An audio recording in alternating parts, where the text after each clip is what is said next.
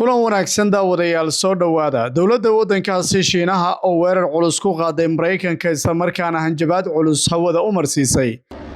Iiraan oo ku dhawaaqday hoos inay u dhigtay wax soo saarkeeda saliidda iyo waliba hanjabaad culus ay u direen dowladda Imaaraadka Carabta isla markaana u marsiiyay wadamo kamida kuwa Khaliijka wararkii ugu dambeeyay weerar ka dhacay dalkaasi Ukraine iyo waliba tuulooyin hor oo laga qabsaday wararkii ugu dambeeyay Hezbollah ayaan sidoo kale soo qaadan doonaa dowladda Saudi Arabia oo war ka soo saartay umuraha xajka iyo xaaladihii ugu dambeeyay ayaan eegi doonaa gudaha Falastiiniyiinta doorashooyin la filayo inay ka qabsoomaan Gaza markii ugu horeysay waqti ka badan 10 sano soo dhawaada meel kasta oo aad joogtaan halkani waa Warweyn TV channelka subscribe saaro si share gara saaxiibadiina la wadaaga daawadayaal muuqaalkana like ku dhiirigeliya aanu ku bilownay Gaza dhaqdhaqaaqa Fatah ayaa hadda isu diyaarinaya qabashada shirweynihii guud ee sideedaad kaasoo markaa dhici doona 14 bisha May ku dhawaad 10 sano waqti hadda laga joogo ayaana markaasi u ahaa kii hore sanadkii 2016 shirkan ayaa si gaar ah uga dhici doona magaalada Gaza waxaana noqonaysaa xaalad ku cusub tan iyo markii Hamas ay la wareegtay maamulka Gaza sanadkii 2007 Hamas ayaa waxay Fatah ku soo rogtay xayiraad amni iyadoo loo gahay gebi ahaanba in laga saaray halkaasi kadib markii doorashooyinku ay ku guuleysteen isla markaana dowladda fadhiidka ay iyadu fadhida daanta galbeed ee Israa'iil gacan saar kale leh ay isku dayday inay carqaladayso kooxihii halkaasi qabsaday taasoo keentay dagaal dhex maray gebi ahaanba in looga itaal roonaado kooxdii Fatah magaalada Gaza waqtigaas wixii ka dambeeyana Israa'iil ayaa isku dayday in halka godoomin ay ku samayso kooxda Hamas ayaa waxa la tilmaamaya hadda inay soo dhaweeyeen qabashada shirkan ayna taageereen xurriyadda siyaasadeed waxay sheegeen in shuruud amni aysan ku xirnayn ila ka tirsan Fatah ayaa la tilmaamaya iyaguna inay ka hadleen arrintan waxaana ay sheegeen dowlado kale oo ka tirsan kuwii dhexdhexaadinayay inay kala hadleen markaana la hubiyo in la carqaladeynin shirka arrintan ayaa la tilmaamaya isla markaana ay la xiriirtay wadahadalo doorashooyinka maxalliga ee dhawaan ka dhacay magaalada ama deegaanka Derbalax ee ka tirsan jiida Gaza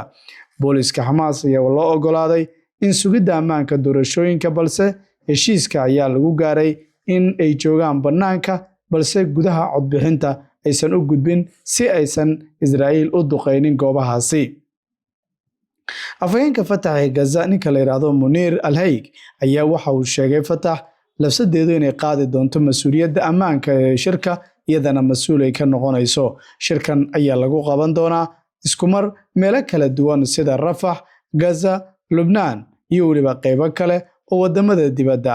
waxa la filayaa 2541 xubnood inay ka qayb galaan kuwaas oo 600 oo kamid ah ay ka iman doonaan gudaha jiida Gaza dhamaadka shirka waxaa lagu dooran doonaa hoggaan cusub 80 xubnood oo golaha kacaanka iyo waliba 18 xubnood oo guddiga dhexe ka qaybgalayaasha waxay xaq u leeyihiin inay doortaan musharaxiinta ka kala imanaya dhammaan goobaha manaha kaliya deegaanada ay joogaan shirkan wuxuu ka hadli doonaa xaaladda Gaza baahiyaha shacabka arrimaha siyaasadeed iyo waliba xaaladda guud ee qarannimada Falastiin go'aamada shirka ka soo baxay ayaa loo gudbin doonaa golaha kacaanka iyo waliba guddiga dhexe ee dhaqdhaqaaqa walow dowladda ka dambaysa ay tahay mid fadhida oo daanta galbeed fadhida isla markaana dowladdaasi waxay leedahay 100,000 oo ciidan ah laakiin ma awoodaan hal rasaas inay ku ridaan Israa'iil sababtoo ah dowladdaasi waxa maalgeliya oo hubeeya marka la eego dowladda Mareykanka haddii ay isku dayaan inay ka hortagaana qatar bay la kulmayaan bal shaqada ugu weyn ee qabtaan waxay tahay kii ka soo carara Israa'iil ay soo qaban weyda ay u soo qabtaan markaasi laakiin markii Hamas hadda dagaalada qaraar ee lagu jibiyay amaba culays badan ay la kulmeen waxa la tilmaamayaa daanta galbeed qolyahan inay la wareegi doonaan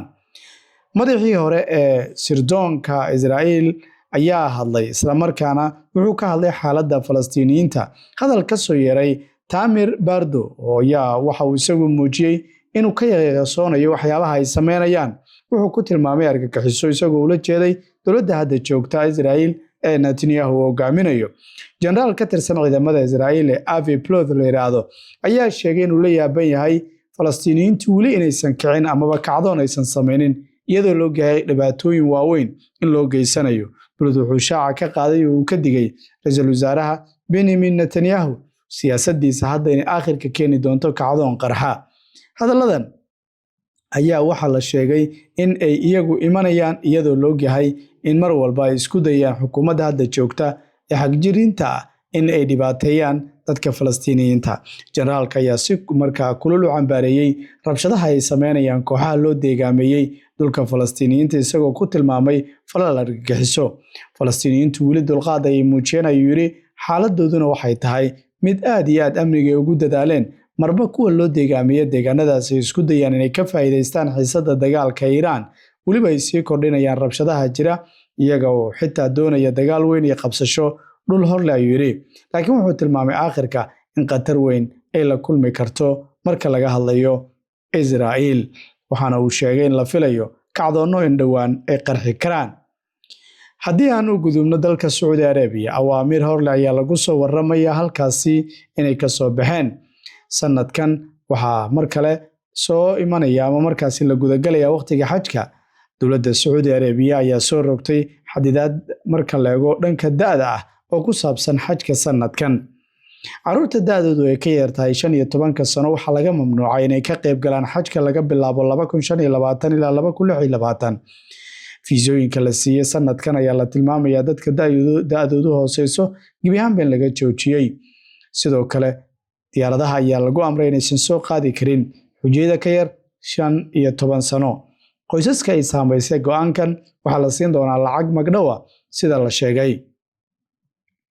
wasaaradda xajka iyo cumrada dalka Sacuudiga ayaa sheegtay in tallaabadan loogu talagalay badbaado iyo maarayn dadweyne. caruurta yaryar waxaa loo arkaa kuwo u nugul marka laga hadlayo xaaladda adag ee cimilada, islamarkaana aysan u adkeysan karin culayska xajka, daalka, fuuqbaxa, ciriiriga, cimilada oo adag, kulaylka iyo dhulka buuraleyda ee la marayo inta lagu guda jiro maalmaha acmaasha xajka. da'da ugu yar waa 15 sano, balse ma jiro da' kale oo ka hooseysa ayaa la yidhi. 18 sano oo ay la safri karaan wakiil ama xitaa marka la eego qof daryeela. laakiin waxaa la leeyahay xeerkan ma quseeyo cumrada, caruurta weli way ka qaybgeli karaan. go'aankan wuxuu qayb ka yahay dadaallo lagu hagaajinayo nidaamka iyo badbaadada xajka sanadka 2026, waxaana sanadkan uu ka mid noqonayaa sanadaha aadka loogu dadaalay xajka, isla markaana dowladda Sacuudiga juhdi ballaaran ay ku bixisay sidii 100% xajka uga noqon lahaa, weli waqti hore dhaliilo ay jireen. marka laga hadlayo xaaladda Iiraan iyo weliba dowladda Imaaraadka Carabta way markaa ka sii daraysaa xiisadoodu. wargeyska Wall Street Journal ayaa faahfaahin markaa ka bixiyay warbixin dheer oo isagu boggiisa hore ku soo daabacay, waxaana uu sheegay dowladda waddankaasi Iiraan inaysan ka waaban doonin in tallaab culus ay ka qaado dowladda Imaaraadka Carabta. waxaana Wall Street Journal uu sheegay Iiraan in hanjabaad culus ay ugu dirtay Imaaraadka iyagoo ay u sheegay inay burburin doonaan. Iiraan ayaa la sheegay inay la xiriirtay dowladda Sacuudi Arabiya iyo weliba dowladda Cumaan, kuna wargelisay qorshahooda ka dhanka ah Imaaraadka. warbixintu ma aysan caddayn waqtiga saxda xiriirkaasi la sameeyey, ma dagaaladu intay socdeen, maxaba joojintan. laakiin wargeyska ayaa ila wareedyo ula hadlay waxay u sheegeen in xiriirkaasi uu jiro. waxaa jira janalo kale oo wada furan u dhexeeya Sacuudiga iyo weliba Imaaraad iyo weliba dowladda Iiraan. Sacuudigu isagu wuxuu door bidayaa xal diblomaasiyadeed iyo joojinta colaadda. xiriirkii ugu dambeeyay wuxuu dhexmaray wasiirka arrimaha dibadda dalka Iiraan Abbas Araghchi iyo kan arrimaha dibadda dalka Sacuudiga Faysal bin Farhan Al Saud. waxaa la sheegay Sacuudi Arabiya inuu ka biyo diiday wadahadallada hanjabaadda, laakiin waxa uu sheegay haddana in khilaafaad u dhexeeya Sacuudi Arabiya iyo weliba Imaaraadka, laakiin haddana wuxuu yidhi macquul maaha inaad sidaas ugu hanjabtaan dowlad khaliijka ka tirsan.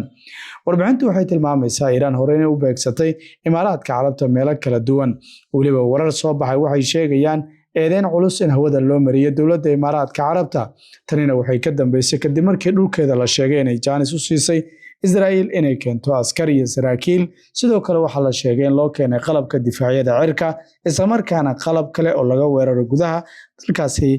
marka Iiraan ayaa la sheegay dhanka kale Cabdallah bin Zayed ayaa lagu tilmaamaya isagu inuu la xiriiray Marco Rubio oo isagu dhigiisa, waxaana uu sheegay Imaaraadka inuu doonayo dagaalka inuu sii socdo ilaa 9 bilood. Imaaraadka wuxuu sheegay inuu isku dayay inuu carqaladeeyo marka laga hadlayo xiisadda hadda dhexdhexaadinta la rabo in laga sameeyo weliba la dejiyo. Inkastoo uu ku qancinayo Mareykanka in dagaalka aan la joojin isla markaana la wiiqo, haddana Financial Times warbixin ay qoreen waxay sheegeen Imaaraadka inuu helay nidaamyo difaaca hawada gaar ahaan nooca gaashaanka birta loo yaqaano ee Iron Dome.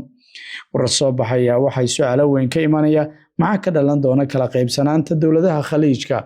Markaad fiirisid Saudi Arabia iyo Oman,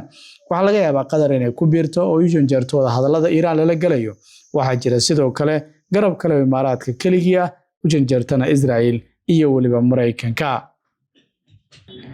Goordhoweyd waxaa sidoo kale la sheegay wasiirka arrimaha dibadda ee dalkaasi Qatar ayaa xiriir la sameeyay dhigiisa dalkaasi Iiraan Abbas Araghchi. Labaduba waxay ka wada hadleen sida hadallada loo sii wadi karo, isla markaana waxaa laga wada hadlay sida dhinacyadu ay isugu raaci karaan in si nabad loo furo marinbiyoodka Hormuz, isla markaana aan gebi ahaanba laga dhigin mid markaa cadaadis lagu cadaadiyo dhammaan wadamadaasi. Laakiin Iiraan waxaasoo dhan waxay sheegtay inaysan ahayn kuwa dhagjalaq u siin doonto. Goordhoweyd gudoomiye ku-xigeenka baarlamaanka dalka Iiraan ayaa wuxuu yiri iyagu waxaanu diyaarinay qaanuun cusub oo lagu maamulayo marinbiyoodka Hormuz, kaas oo gebi ahaanba laga mamnuucayo maraakiibta Israel inay maraan gebi ahaanba xitaa waqtiyada ka mid ah looma ogolaan doono ayuu yiri haddii aysan iyagu dagaalkii dhacay magdhow aysan ka bixin. Wuxuu yiri mashruucan wuxuu ogolaanayaa maraakiibta maraysa halkaasi Iiraan inay ogolaasho ka helaan isla markaana ay iyadu ruqsad siiso haddii ay diidaan ay beegsan doonto. Sidoo kale waxay sheegeen in gebi ahaanba sidii dagaalka u ahaa ka hor aysan marna aysan ku soo noqon doonin sidii waqtigaasi oo kale ahayd, maraakiibtana siday doonaan aysan u mari doonin. Geesta kale wasiir ku-xigeenka arrimaha dibadda ee dalkaasi Iiraan oo hadlay waxa uu sheegay Iiraan inay diyaar u tahay si kasta inay u wajahdo dagaal lagu soo qaado, waxaana uu tilmaamay in qorshe kasta hadda oo dagaala diyaar baan u nahay, annagu waan u gudbinay markaa dowladda waddankaasi Pakistan waxyaabaha suurtagalka, laakiin haddana kama waaban doono dalkeenna iyo dadkeenna inaan difaacno ayay leeyihiin reer Iiraan. Geesta kale Shiinaha ayaa si cad u diiday cunaqabatayn Mareykanka uu ku soo rogay 5 shirkadood oo lagu eedeeyay inay iibsadeen saliidda dalkaasi Iiraan. Dowladda Shiinaha ayaa waxay sheegtay inaysan u hoggaansami doonin cunaqabatayntaasi. Shiinaha waa iibsadaha ugu weyn saliidda Iiraan, gaar ahaan iyadoo la marayo warshado yaryar oo markaasi sii sifeeya, weliba warshadahaasi waa kuwa madax bannaan. Warshadahan ayaa la tilmaamaya inay iibsadayaan isla markaana saliidda Iiraan qiimo jaban ay ku helayaan. Mareykanka ayaa kordhiyay cadaadiska si uu jaro dakhliga soo gala Iiraan. Wasiirka ganacsiga Shiinaha ayaa sheegtay in cunaqabataynta Mareykanka aan la aqbali doonin lana fulin doonin. Shiinaha waxa uu markaasi ku eedeeyay in tallaabadan si khaldan ay u xadidayso ganacsiga shirkadahoodu ama ay u saameynayso. Waxa uu sidoo kale tilmaamay in wax ugu weyn ee hadda laga hadlay waxay tahay sharciga caalamiga iyo Mareykanka siduu u jebinayo. Wasaaradda difaaca ee dalka Ruushka ayaa la sheegay in ciidamadoodu ay ku guuleysteen in markaasi ay la wareegaan deegaanka Mariupol ee ka tirsan gobolka Sumy ee dalkaasi Ukraine. Waxaa leeyahay ciidamo fadhiya waqooyiga dhinaca ka xiga markaasi Sumy iyo Kharkiv in iyagu lagu jibiyo dagaal ay kaga hor yimaadeen ciidamada dalkaasi Ruushka. Ukrainiyiinta ayaa la sheegay in laga dilay 250 askari sida warbaahinta Ruushka ay ku waramayaan. Waxaa laga burburiyay gaadiid dagaal, madaafiic iyo weliba markaasi 2 xarumood oo dagaalka elektarooniga loo diyaariyay. Waxaa la sheegay bariga dalkaasi in goob ay ugu talagaleen nidaamyada difaaca ee deegaanka markaasi Zaporozhye in lagu beegsaday weliba deegaanka Dnipro iyo kuwa kale. Ilaa 310 askari ayaan kaga dilnay ay leeyihiin Ruushyaanku. Warar kale oo soo baxaya sidoo kale Kharkiv iyo Donetsk iyaguna deegaano horle ku ruqaansadeen askarna ay kaga dileen sida wararkii ugu dambeeyay ay sheegayaan. Ruushka ayaa guulo waaweyn ka sheeganaya marka laga hadlay weeraradii ugu dambeeyay uu isagu qaaday. Hezbollahna waxay soo bandhigeen iyagu in ay markaasi soo rideen diyaarad nooca Hermes 450 oo kamid ah kuwa casriga ah ee Israa'iiliintu basaaska u adeegsadaan.